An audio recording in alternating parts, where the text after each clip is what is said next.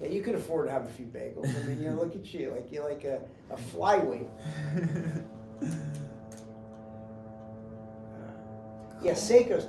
Seiko, all the watch aficionados love the Seiko watches. Did you know that? No, I didn't.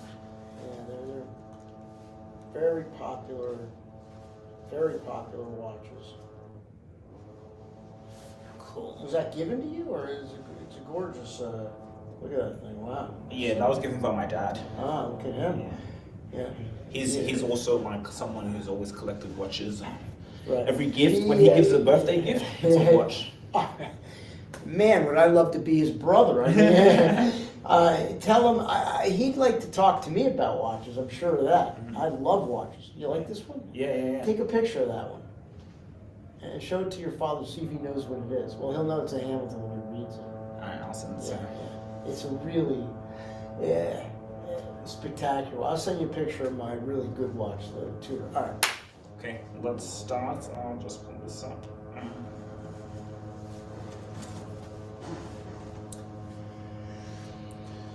Okay, welcome back to the Rubasha Family Podcast. Now, I have a very, very special guest with me here. A very special guest. That's very kind of you to say. No worries. We have Jeff Hoffman, a visionary, someone who's led with passion and service, someone who's believed in his imagination and to turn it into reality. A chief revenue officer, a CEO, a founder who's gone through 2 exits, a board advisor, a powerful, even now coming in as a lecturer. Your vision has inspired. So I want to read a little bit of your statistics, and then I want to go into a powerful interview because I have many questions for you. I just want to read some of your career highlights. You've had over $1 billion+ value creation across 2 key liquidity events, 145 million total capital raised for startups under advisement, 1 million to 10 million sales and services closed for European fintech company over 2 years, 170% qualified pipeline leads for digital imaging company over 3 years, and 50% market share gains for US fintech company over 2 years. Now, you understand and have a passion when you work hand to hand with CEOs to understand how they can grow that revenue, with investors, the sales and the marketing. So I'm really intrigued to have a conversation with you, and welcome to come on the show. Well, thank you, and appreciate you doing all that segue. You definitely took the time to read through and understand, and the way you articulated the purpose. I appreciate that. No worries at all. So, I know I have many questions to ask you, but let's take it back to the very beginning. For those who don't know you, where are you from? How did it all start? Sure. I grew up in Stamford, Connecticut, which is not too far from New York City, about 50 miles north. I was a kid who loved sports. I played a lot of team sports. Ultimately, I settled on an individual sport, which I loved and I still play a lot of, which is tennis. I played college tennis, high school tennis, junior tournaments, and I still, play during the 8 months out of the year that they keep the courts in New York City open in Central Park. The outdoor clay courts, I play from April all the way through November outdoors, and it's fantastic. I'm playing with people, still highly advanced level players, much younger than me. But my career pretty much started out, I wanted to get into an industry coming out of college that was opportunistic, and the industry that was spawning up when I was coming out of school was the B2B enterprise software industry. It was different back in the 80s and 90s when you had brand companies like Oracle and IBM and SAP. There were less small venture capital, private equity backed companies at that time, but as we went through the 90s, we started to see a different spectrum of funded companies that were pegged as portfolio interests for these investors, and then they wanted to exit those investments to get returns. And so the beginning for me was really selling at IBM and then Oracle, and then I sold for some smaller companies, and then eventually got into management jobs. But I understood the industry from the onset was really a change-oriented industry, because all these companies, whether they were publicly traded like Oracle and IBM, or the privately held companies that were invested in, they were all in change mode. So they were all trying to get results right away. So let's just wind it back a little bit. So what did you study in college? English literature was my major. Minored in economics, but English lit.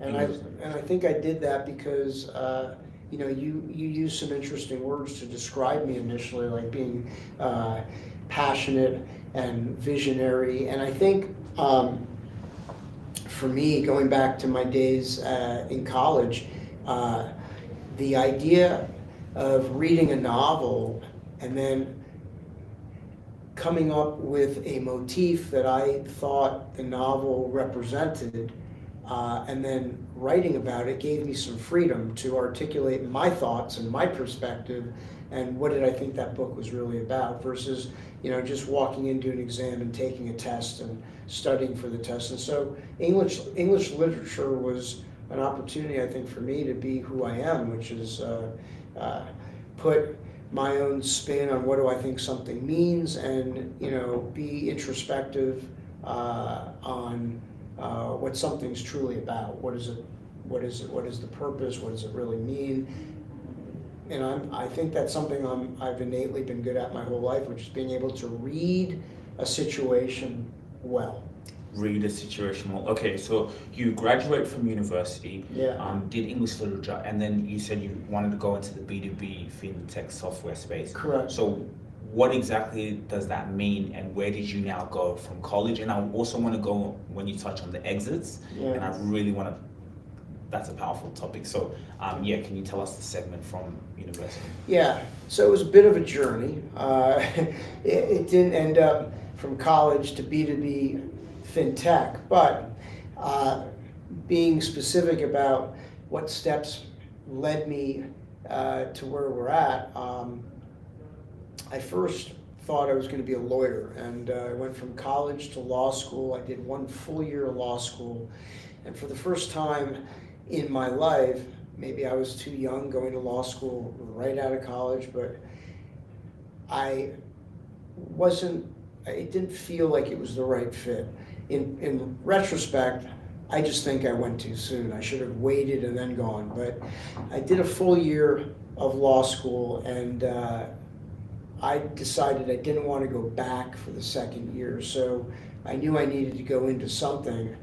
I figured for my skills, sales would be a good field to kind of get into, and in the B2B sector of different industries, there was a lot of opportunity coming out in the 80s and early 90s, a lot of opportunity. I bopped around. I started out initially, I was selling copier machines, and then I cold called my way into IBM as a seller in their banking vertical division.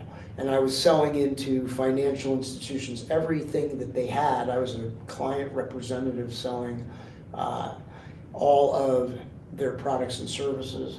But it was a matrixed environment, so I had to figure out what's the problem that the prospect is dealing with, and then go back to the ranch at IBM, figure out what products and services could solve that prospect's problem or that customer's problem, and then figure out what internal resources I needed to bring to the meetings, and also understand from the customer side, who do I want them to bring to the meetings. So very consultative. We used to call this solution selling, so I kind of emanated out of that solution selling mode in the enterprise software industry. And that's how I started out at IBM. And then a few years later, a recruiter contacted me, an external recruiter, and asked if I wanted to go work at Oracle. And I'm like, wow, Oracle? I mean, are you kidding?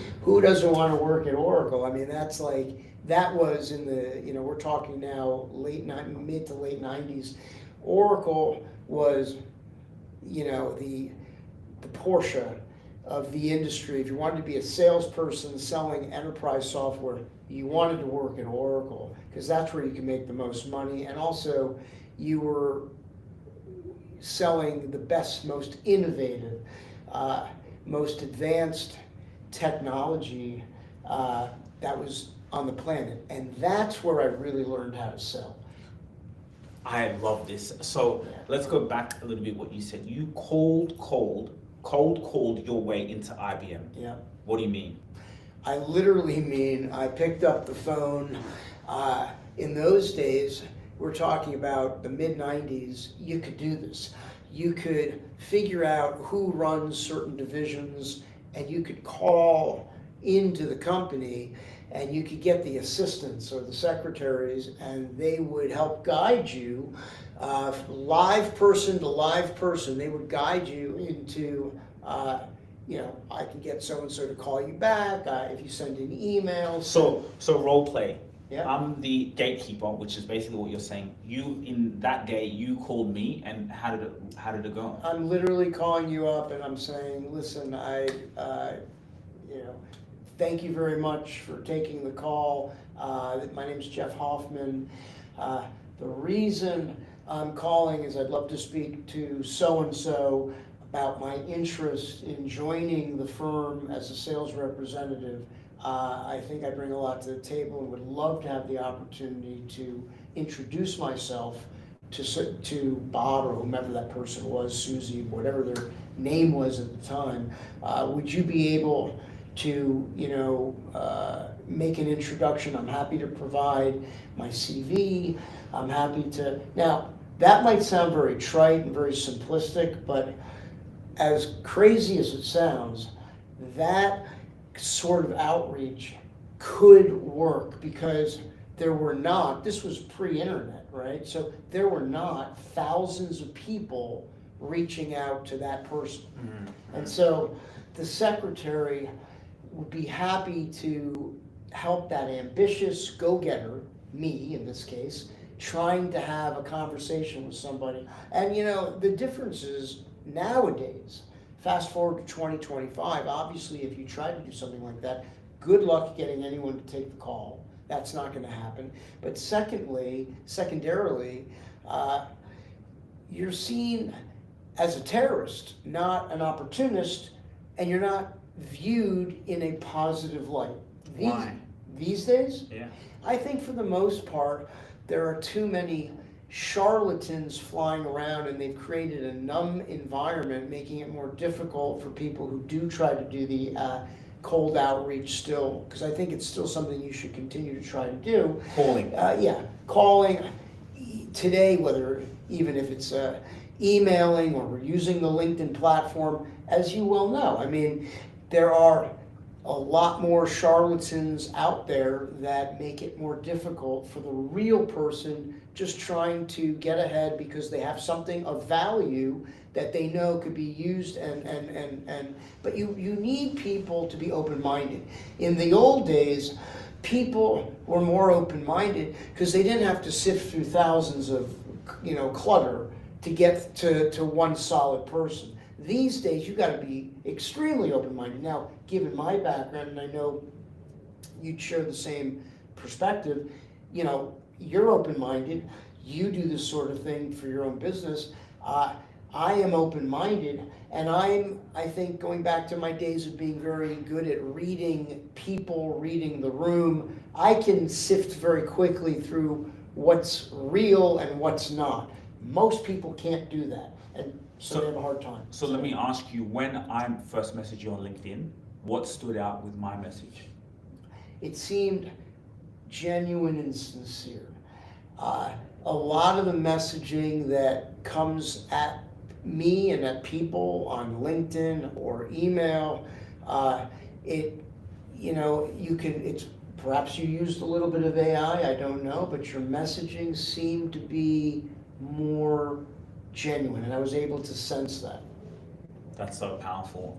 And it's very interesting because we do use AI, but we don't use it like everyone does. Yeah. Because you see, LinkedIn is just cluttered with nonsense messages. Correct. You don't Yeah. personalize anything. You Correct. just sell to me straight away. Correct. No, like no one likes that. So I swore to ourselves, even before AI, we manually we want to reach our tribe. Like you're someone who's in my community. If I didn't have access to the internet like we do, I wouldn't have been able to connect with you. But we get along. You Right. have a vision. So Right. now with AI and LinkedIn, we're able to do that, but that message has to be of value. Right. So it's interesting to see. Well, and also, don't forget, it takes two to tango.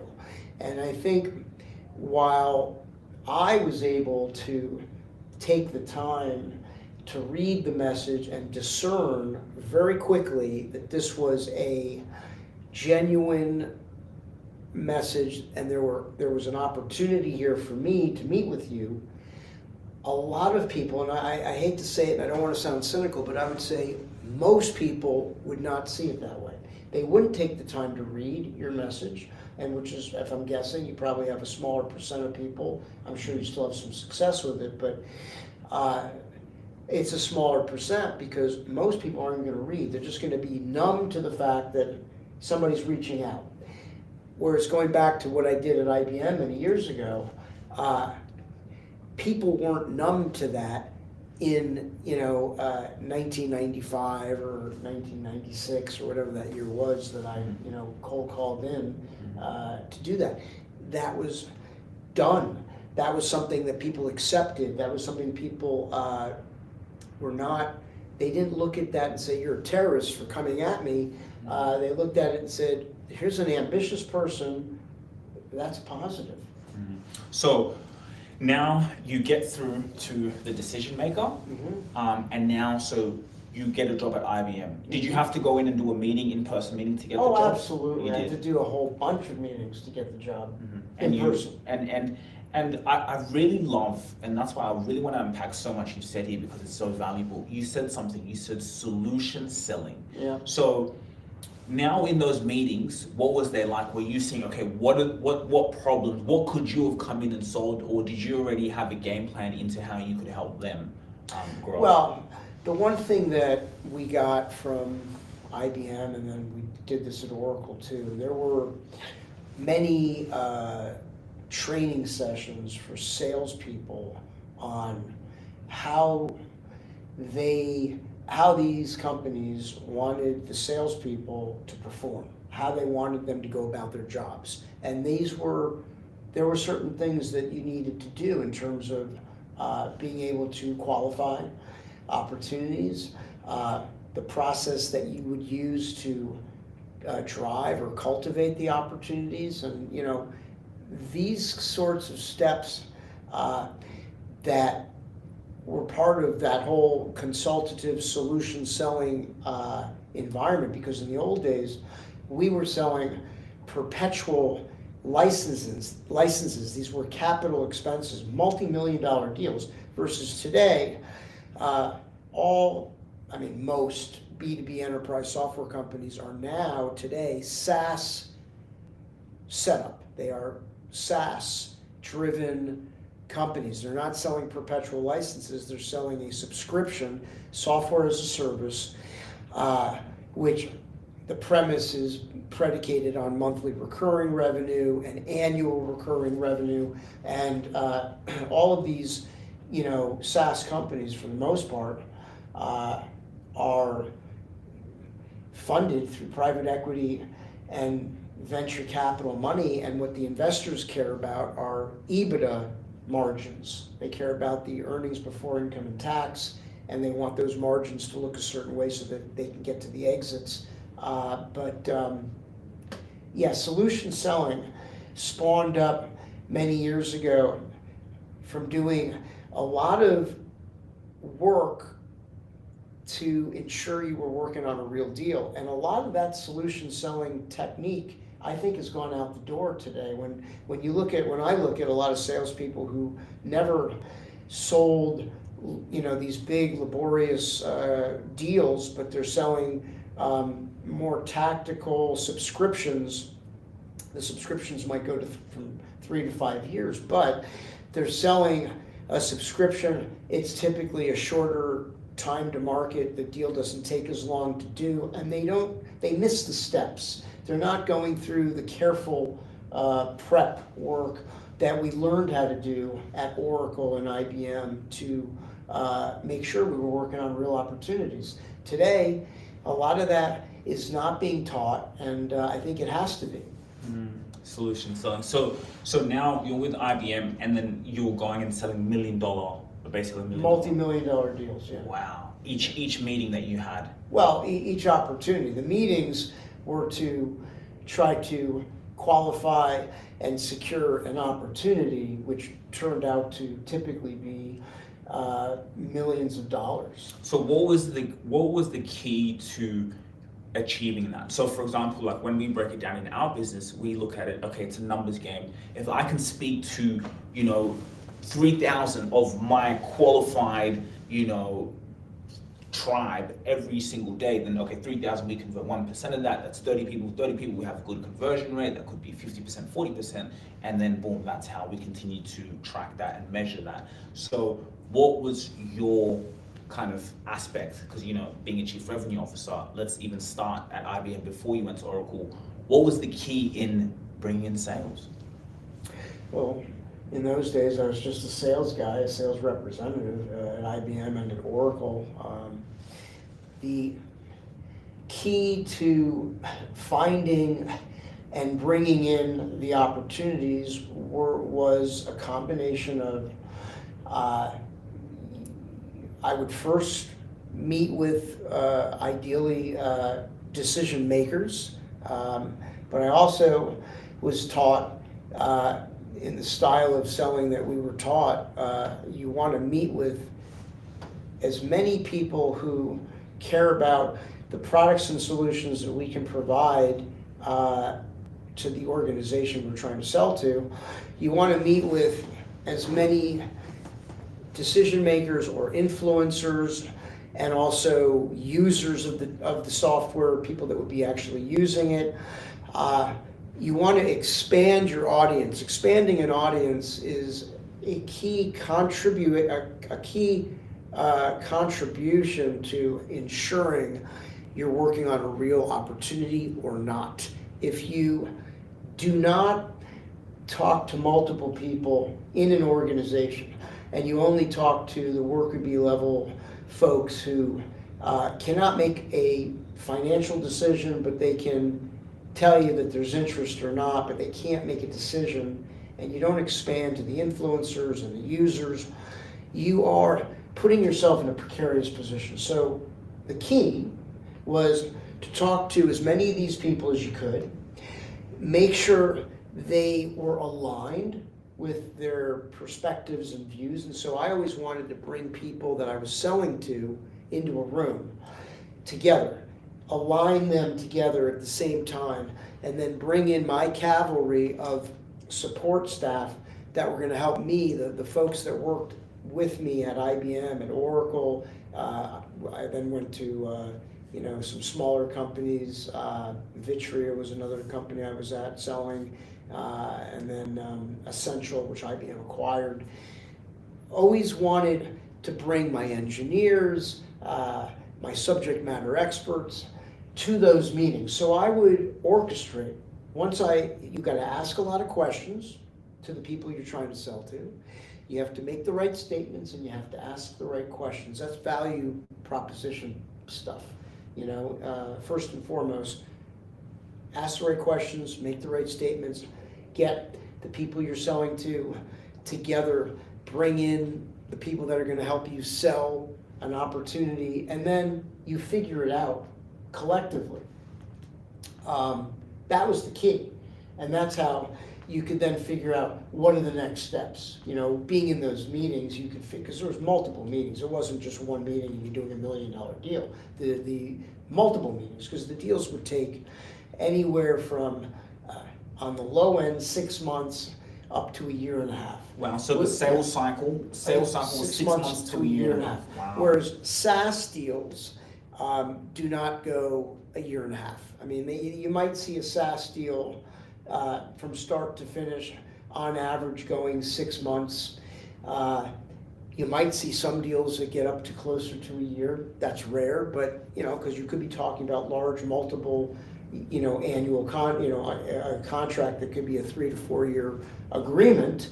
And those are worth a lot of money too. However, perpetual license deals, which were predicated on the old school solution sales model, those took sometimes up to a year and a half, and multiple meetings, So how does one shorten the sales cycle? Great question. You shorten the sales cycle by doing a few key things well. You first have to make sure you know exactly who can sign the agreement. You want to make sure you have the relationship with the person or people who can sign the agreement and make the decision. You want to make sure you've touched all of the people who can influence that decision, so you know your audience. Secondly, and this is a very important piece that I have built in my own methodology in terms of sales management approach. I've codified this over the years. You want to use a program that incorporates a working shared plan, a working shared close plan, which is essentially, once you know you're working on a real deal, you want to write down, and that figuring out whether you're working on a real deal or not is dependent on keeping a little cheat sheet of, I call them staged events. I like to use 6 staged events when I'm managing salespeople and any ancillary resource that supports the seller. I will use six staged events to help me determine where to forecast a deal. So you want to use the proper forecast model, which I've created and built over the years.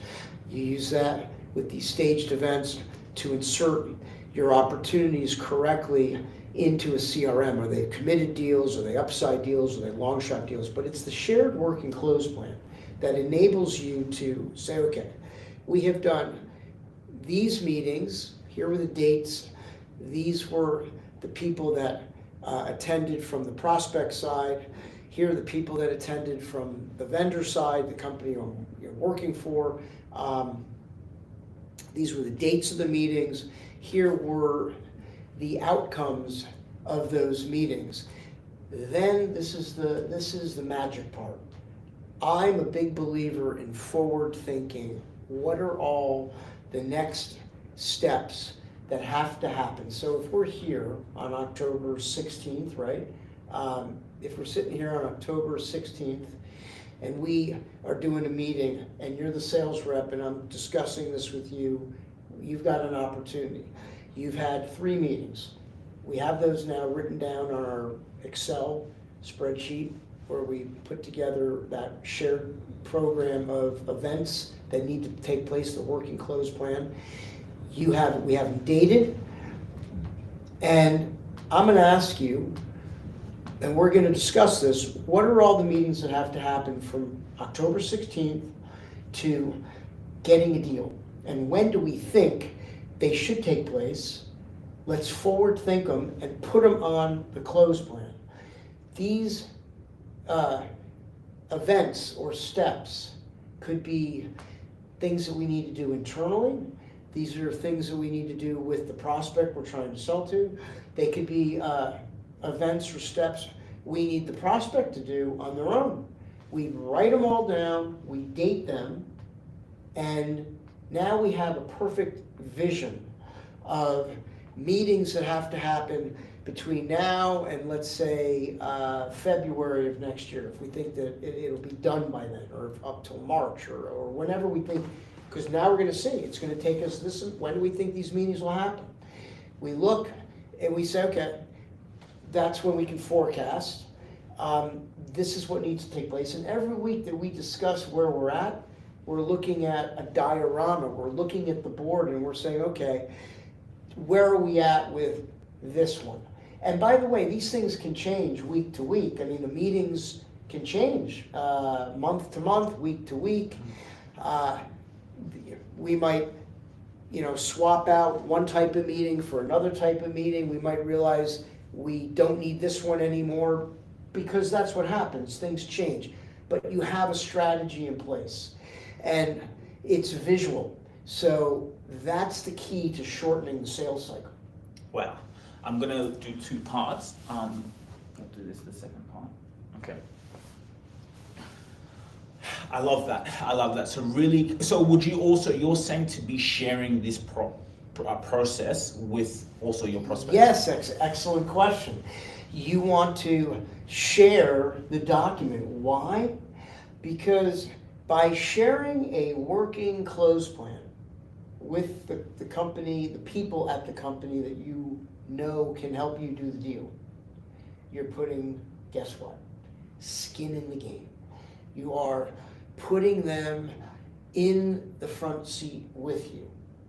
And that helps you early on figure out whether or not they're sincerely real or you can smoke them out right away. You can tell right away if they're comfortable doing that or not. And if they're not, that's an indicator that they're probably not genuinely interested in the opportunity, or there's some things that they need to sort out before they want to invest that kind of time and energy, right? And then you need to find out what that is, and then you can also figure out, hey, is this a real opportunity for us or not? It helps you to qualify the opportunity. But sharing the plan is a way to put skin in the game and keep everyone on their toes in terms of what needs to happen. Wow, I love that. So can you talk a little bit about the exits? Yeah, so and this was a cold outreach that I did, when I got hired at Financial Architects to run North America, the remit with that company, this was a regulatory risk solution for financial institutions. I cold called my way into that opportunity. I called some people, they said, we can't do anything with you, but one guy said, I know of an opportunity, and I asked if he could make an introduction, and boom, before you knew it, no, I was connected to the CEO of Financial Architects, which was based in Ghent, Belgium.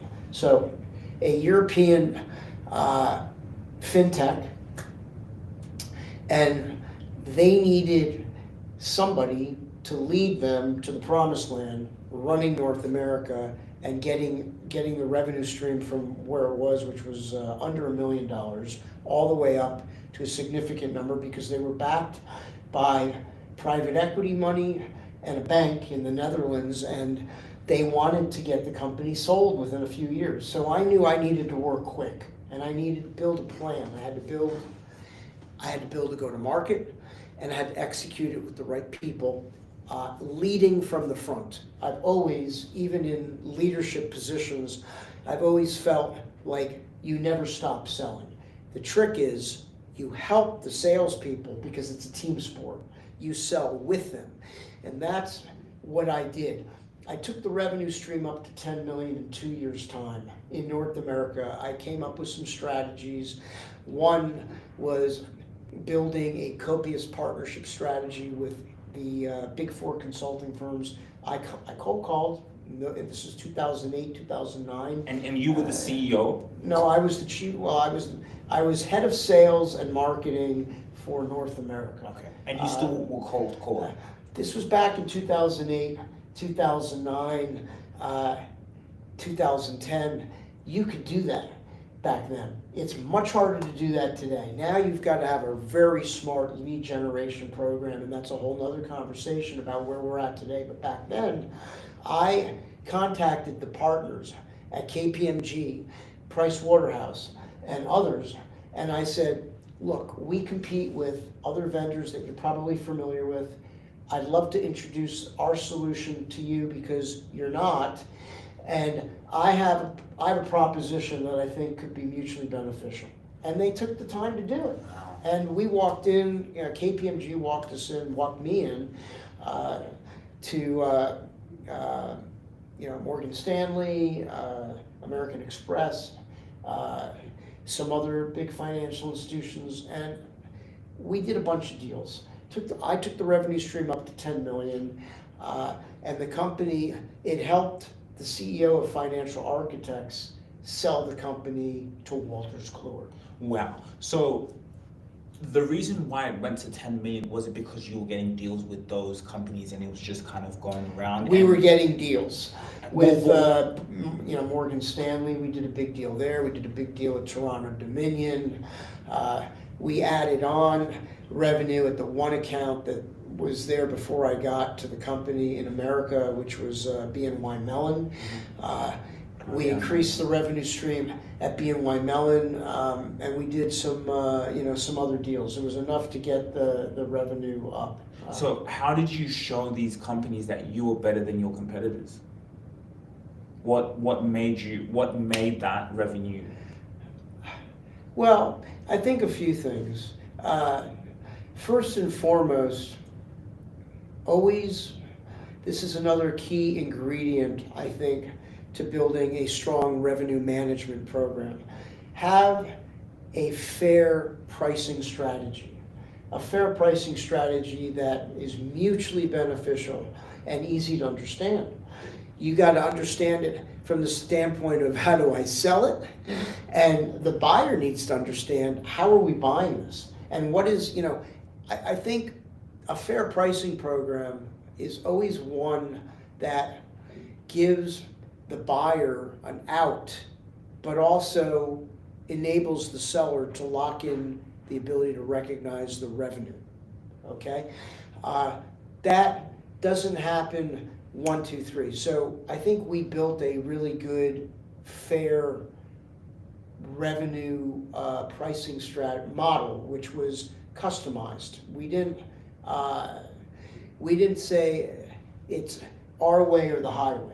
We were able and willing to work with the people we wanted to do business with at the banks and the financial institutions we wanted to do business with, because we were doing business with all different types of financial institutions. And I think the individuals that did business with us, they recognized that. They recognized that we wanted to do this with them. We weren't looking to just tell them it's our way or the highway. So that was one bit. The other piece was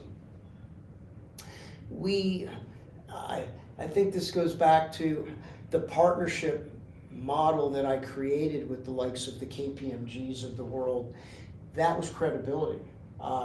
So, I litigated agreements with these consulting companies that were going to walk us in so that they could wrap around their own services around our solution. So we had a software going into these financial institutions, and then the consulting firms that I was doing these partnerships with, the value for them was they were going to get extra revenue by wrapping, once the solution was in place, they'd have to wrap their service offerings around it, and the customer would need that service offering. So it was a win-win. So I litigated along with the attorney that we had at Financial Architects. We litigated these smart, fair agreements, and that helped us get more credibility. And then the last piece was we had a great product, and we could demo the product. It was not some fabrication. So that's how the exit took place at Financial Architects. Now then, I called the recruiter, I called the recruiter who had placed me at Oracle many years earlier as a seller, and I asked him if he could find me a strong sales management leadership role at a bigger company. And within a month, and this just doesn't happen anymore, it's hard to be this lucky, but literally within 1 month, maybe 6 weeks, he calls me and says, do you want to work at SunGard, which at the time was owned by the private equity firm Silver Lake. The company was structured as a tier 1 $6 billion fund owned by Silver Lake, 9 different divisions.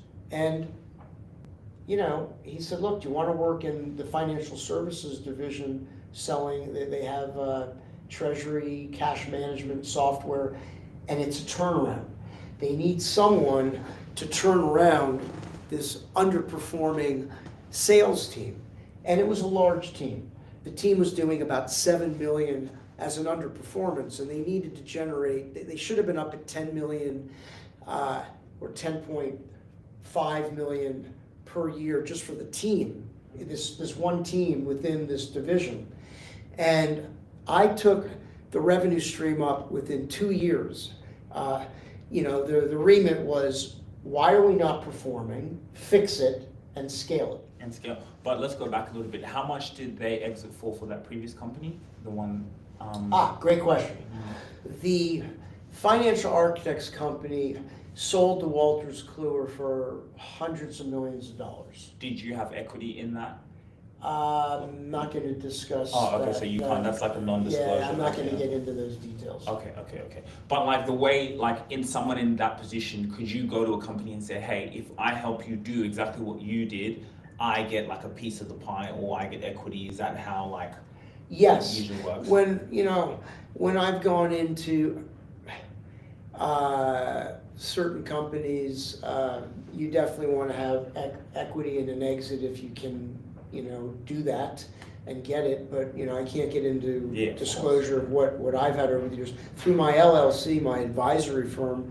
Part of my program is to say, I will work on a retainer and equity, that kind of thing. So is that the position you're in now, where like, can you kind of give people a direction on what's your vision now? What do you do now? I think that's a great way what you just said. So the past 10 years, after running sales and marketing at 3 fintech software companies, and 2 did get to exits.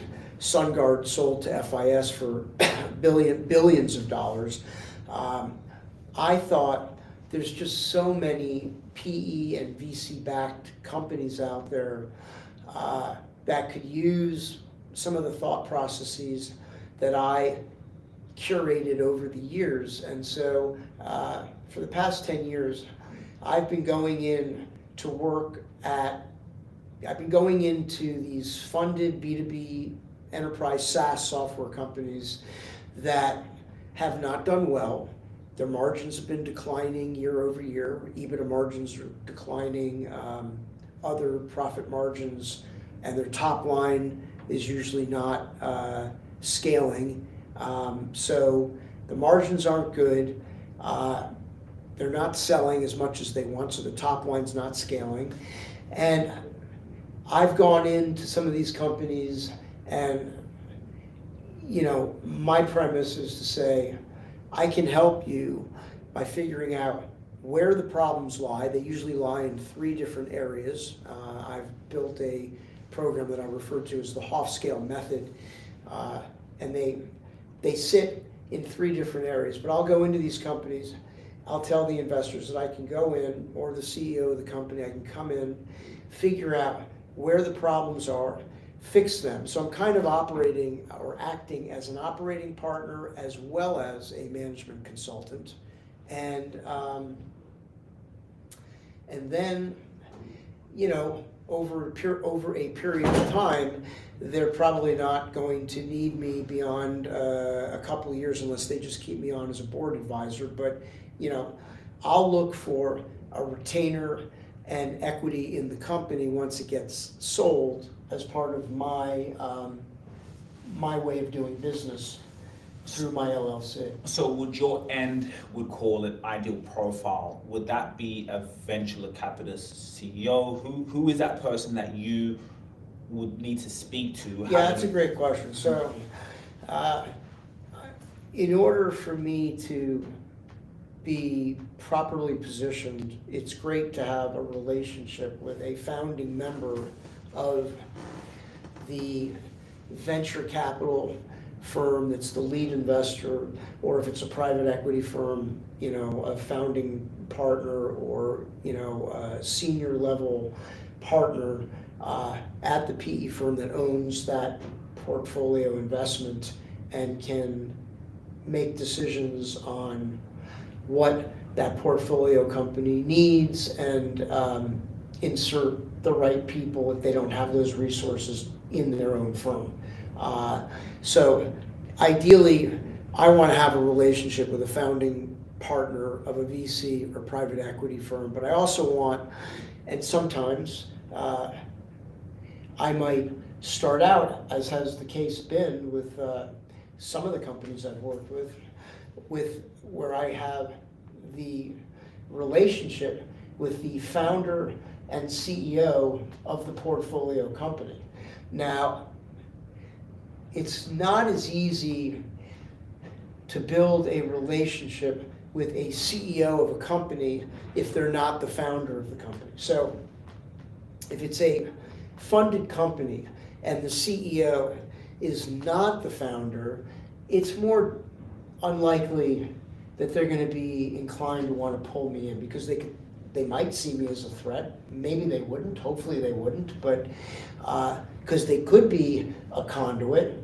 But the ideal conduit is going to be the person that owns the investment at the VC or private equity firm, and or if the CEO of the company that's getting the money is also the founder of that company, that person is a better conduit. When it's the CEO and founder, why do you think you're more of a value add to them?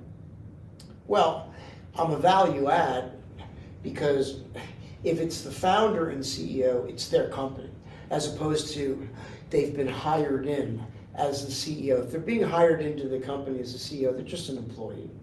And they're going to make decisions that, fit their individual needs. If they're the founder of the company, they have a broader reach to the company itself. They need to see the company succeed. It's usually tethered to them because they've got equity in the company, and their equity as the founder is much greater than a CEO that comes in after so many years and all of a sudden they get parachuted in and they say, okay, now you're our CEO, help us make this company better. Not to say that a person who's just the CEO of a company wouldn't have an interest in working with me, but that becomes more of a personality thing. Some CEOs that are parachuted in might want to work with me, they should want to work with me. I'm always going to be there to help, but some might not feel as comfortable. Anyway, this has been an amazing conversation, Jeff. Honestly, we may have to do another one. I have so many more questions to ask you. I'd like to thank you so much for coming on the show, and I think there's so much more we'll talk about, and there's so much value that you've been able to add in this conversation. No, thank you. Are we still on? Yeah, we're still on. Oh, we're still on. Yeah, okay. I guess you can edit this a little. Yeah. Mm-hmm. We did carry on for quite some time. Man, that's why we went for such a long time. Usually it's kind of like within, but for me it's like I just love these conversations, and so I take it just with a curious mind, and then I know the people who are watching also have a curious mind, So. Well, how did I do? Fantastic. Yeah. I loved it. Well, why do you think I kept asking you questions, man? Thanks so much. We'll keep talking. I think I'm a natural for the camera, right? Yeah. Natural. I think it's just being in, authentic. Like we're not, it's just doing what we do, and I think. Yeah. Look, if you can come up with great strategies to help us, we will make money. Yeah. We will definitely make money. We can create a program.